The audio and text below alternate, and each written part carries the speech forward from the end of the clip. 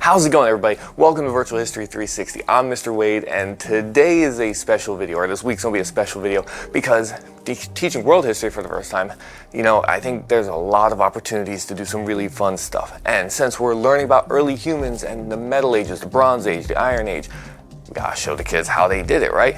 Now, showing videos is one thing, but hopefully this is why I'm calling this a teacher vlog. This is number 12, almost 9 o'clock, but it's early morning. I'm getting set up. I'm going to make little clips throughout the day so you can see how this works. I'm hoping this can act as maybe inspiration or give you some ideas as a teacher watching this, or as a student. Share this with your teacher so that you can do the same activity with your class.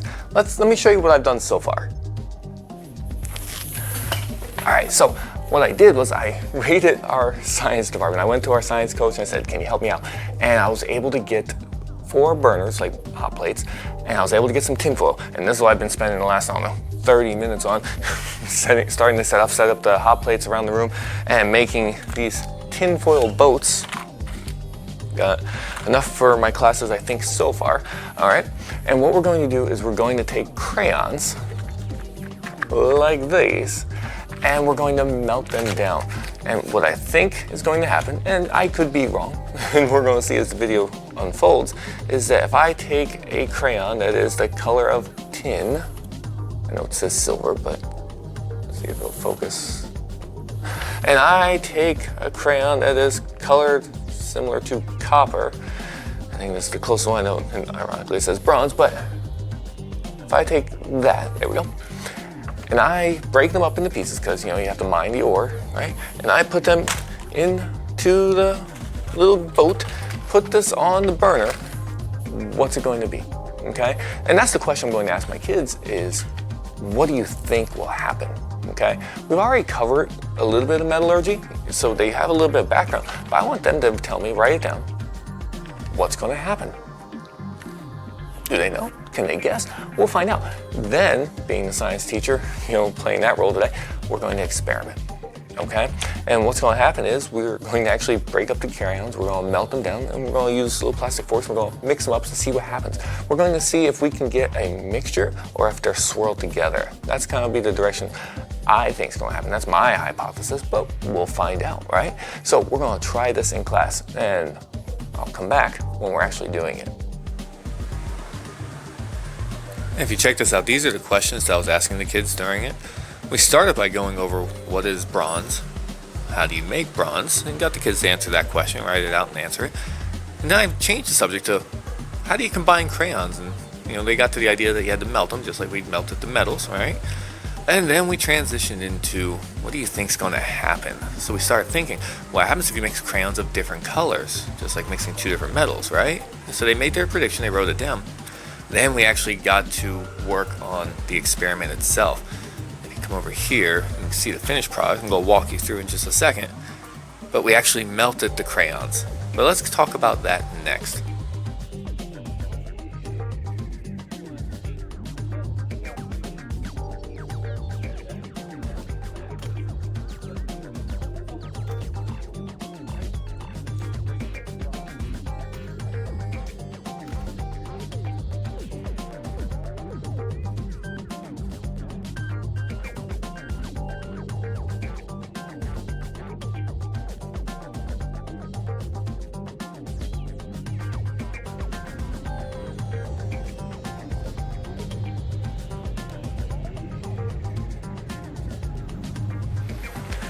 All right, so now I've gone through the experiment a couple times. I did it once in my face-to-face class. I did it once with my digital classes.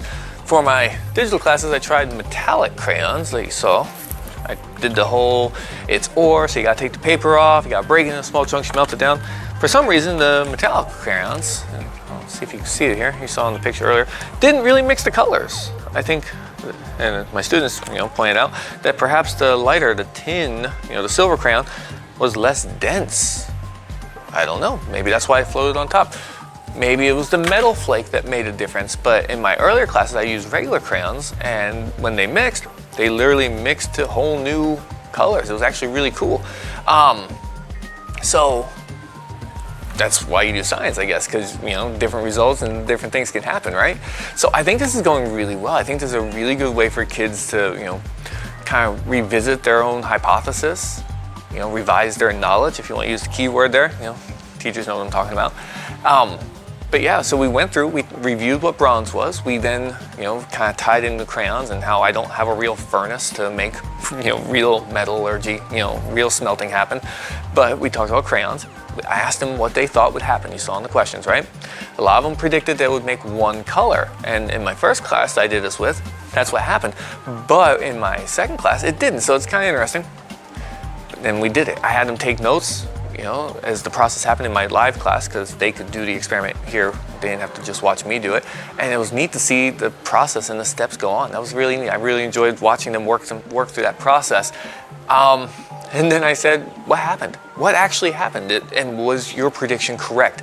And most people say, yeah, some people weren't. So they had to go back and, you know, change their answer. And I think that worked really well. I thought this was a really fun day. I'm having a good time. I think the kids are having a good time. And I know that these kids are going to remember how bronze was made, because they got to do the same thing with crayons. So if you're a student, tell your teacher about this activity. Maybe you can use it. If you're a teacher, try it. It's fun. Get some hot plates, get some crayons, and some tin foil, and a plastic fork. That's really all I had. So make the most of what you got. I think this was good. Hopefully the video, you know, shows how fun it really was. I enjoyed it. The kids enjoyed it. I know you will too. All right.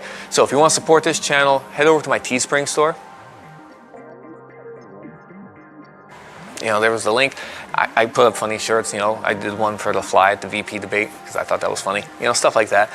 But it supports this channel, so I can do cool stuff for you guys. Obviously, subscribe, like the video, comment. Let me know if you've tried this. If you see this video and you've done something similar, let me know what you did, because maybe I can try a different activity later.